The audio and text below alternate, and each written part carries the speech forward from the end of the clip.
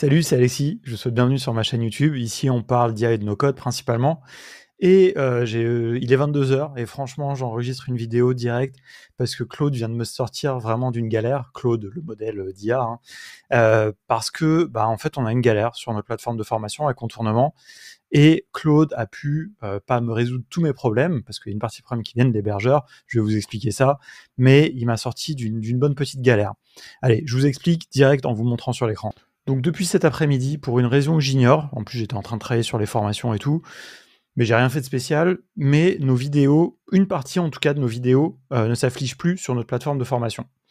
C'est des vidéos Vimeo, c'est des embeds, c'est très facile, on a juste à mettre le lien, et la plateforme convertit ça en code HTML pour l'afficher. Mais ça, on n'a même pas besoin, on n'a rien besoin de faire, normalement, tout marche bien. Donc là, vous voyez, les gens, ils voient ça comme ça. Donc si on clique sur le lien, il se passe rien parce que les gens n'ont pas accès.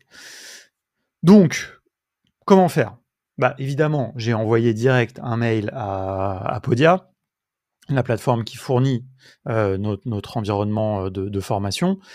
Mais le truc, c'est que, déjà, ils ne me répondent pas, ils me laissent en galère. Et de toute façon, il faut que, le temps que eux corrigent le problème, que je puisse avertir les gens. Pourquoi ? Parce que depuis cet après-midi, j'ai reçu plein de messages. Là, ici, voilà, j'arrive pas à accéder à la vidéo sur Vimeo. Bonjour, je n'ai pas accès à la vidéo. Et en fait, c'est tous le même problème. Il y a ce bug-là. Et donc, je peux rien faire. Au début, j'allais aller me coucher. Et puis tout à l'heure, j'étais en train de regarder une série et j'ai eu un petit éclair de révélation. Et donc, je me suis dit, il faut que je puisse mettre un message sur la plateforme en elle-même. Le problème, c'est que sur Podia, j'ai pas de moyen de modifier la partie cours. La partie cours, moi, je peux juste mettre des vidéos, etc. Et je vais pas aller m'amuser dans chaque cours à mettre un texte ou un truc. Il y a un problème avec les vidéos. Il faut que j'arrive à faire quelque chose qui s'affiche partout. Et là, j'ai eu un éclair de génie et je me suis dit, je vais demander à Claude, je vais lui dire de me générer le code pour mettre pour faire une pop-up qui s'affiche par-dessus tout le site. Parce que je sais, parce que ça j'ai déjà eu recours à cette petite astuce, dans Podia, ici, je peux ajouter du code de tracking. Il y a 2 emplacements qui sont prévus. Un qui permet de mettre du code qui s'affiche sur toutes les pages du site. Enfin, c'est du JavaScript en fait qui est ajouté tout à la fin de la page.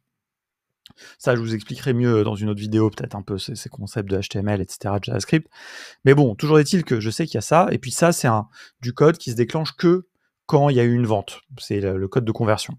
Donc ça, normalement, c'est fait pour le tracking, c'est fait pour mettre des analytics, des choses comme ça. Mais je sais qu'on peut bidouiller. Donc moi, j'ai fait une petite capture d'écran de ça. Je suis parti dans Claude, je lui ai dit, j'ai un problème avec un site web qui est généré par une plateforme qui s'appelle Podia. Je lui donne du contexte, même si en vrai, ça change rien du tout, je pense. Mais voilà, et donc je lui dis, je veux faire une pop-up qui va s'afficher sur le site, mais ma seule option pour l'insérer, c'est de le mettre dans l'emplacement du code dédié au tracking. Et je lui ai mis une capture d'écran, vous voyez, de ça. Ça me permet d'être sûr qu'il comprend bien dans quel contexte, pour quel contexte il doit générer du code. Il ne doit pas faire du code qui doit être dans une page HTML, il ne doit pas me générer le HTML, il doit juste générer un script que je vais mettre à cet endroit-là.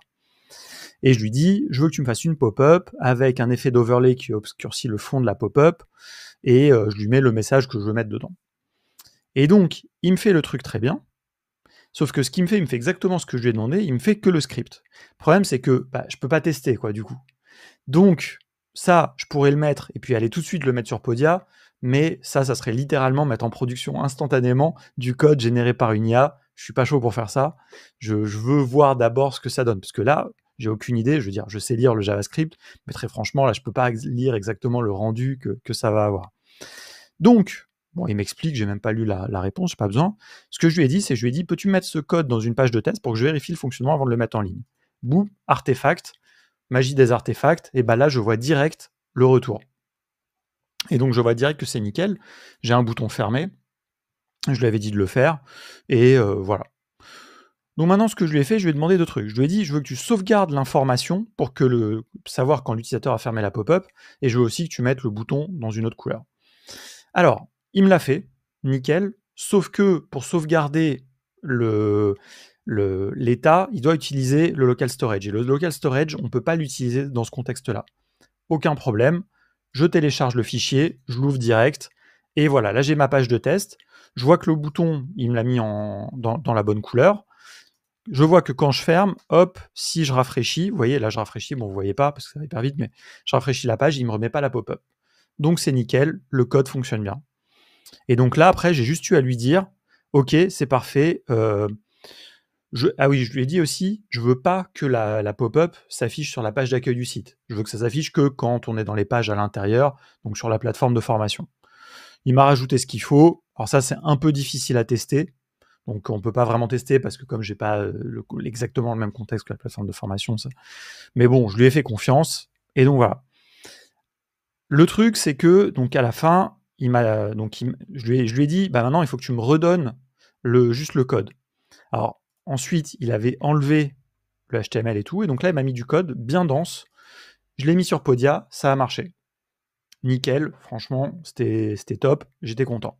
Sauf que après je me suis dit bon, là si les gens ils arrivent, ils voient la pop-up, ils ferment, bon ils ont eu l'information, mais s'ils oublient ou le lendemain ou quoi, bah ils sont pas forcément l'information. Donc je me suis dit, je vais tester un autre truc, c'est que j'aimerais bien que ça soit une bulle, en fait, pas un overlay comme vous avez vu là, la pop-up par-dessus, mais plutôt une bulle comme on a l'habitude d'avoir. Voilà, en bas à droite. Alors au début, je lui ai dit en bas à droite, mais en fait, c'est en bas à gauche que je voulais. Ok, il me l'a fait. Vous voyez, là, vous voyez le design. C'est pas grave s'il y a l'erreur, parce que là, moi, ce qui m'intéresse, c'est juste le design. Et voilà, j'ai repris le code, copier-coller. Et du coup, je peux même vous montrer ce que ça donne sur la plateforme. Parce que franchement, moi là, je suis vraiment rassuré. Je sais que je vais pas me réveiller demain matin avec 12 milliards de messages qui vont me dire « Ah, on n'arrive pas à accéder à la formation ». Là, maintenant, tout le monde peut le voir, l'info. Donc là, vous voyez, sur la page d'accueil, même si je recharge la page, j'ai pas la pop-up en bas à gauche. Alors en bas à droite, j'ai la petite pop-up vidéo ask, qui est bien utile aussi parce que là, en attendant, ça a permis aux gens de me prévenir qu'il y avait un problème. Donc ça, c'est bien pratique. Et là, maintenant, eh bien, quand je me connecte, là, je vais aller dans les programmes, par exemple, eh bien, vous allez voir que, hop, j'ai ma petite pop-up. J'ai ma petite pop-up, je peux la diminuer, mais elle reste là. Comme ça, c'est bien, tu vois, tant qu'il y a un problème, je sais que les gens, ils seront au courant. Hop, et même, il sauvegarde l'état du fait de savoir qu'elle est réduite, et là, si je recharge la page, ou si je me balade, je vais dans une autre page, je vais dans la formation, par exemple, Airtable, eh ben, elle reste réduite, mais à tout moment, je peux la rouvrir. Donc ça, c'est vraiment super pratique. Franchement, vraiment, ça me sauve la vie. Voilà, et franchement, ça m'a pris 15 minutes, et vraiment, je vais passer une bien meilleure nuit, en sachant que, bon, bah, certes, les gens ne peuvent pas accéder au contenu, mais au moins, ils savent qu'il y a un problème, qu'on est au courant, et qu'on l'a identifié, et qu'on travaille dessus.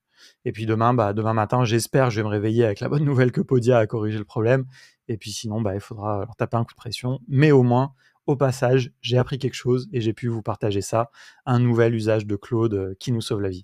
Allez, je vous donne rendez-vous à très bientôt, abonnez-vous, il va y avoir des vidéos comme ça très souvent. En fait, de toute façon, vous l'avez vu, hein, vraiment littéralement, dès que j'ai un use case un peu sympa, dès que j'ai fait un truc cool avec Claude, je vous le balance et puis ça vous sert pas. Moi, en tout cas, ça me fait plaisir de vous le partager.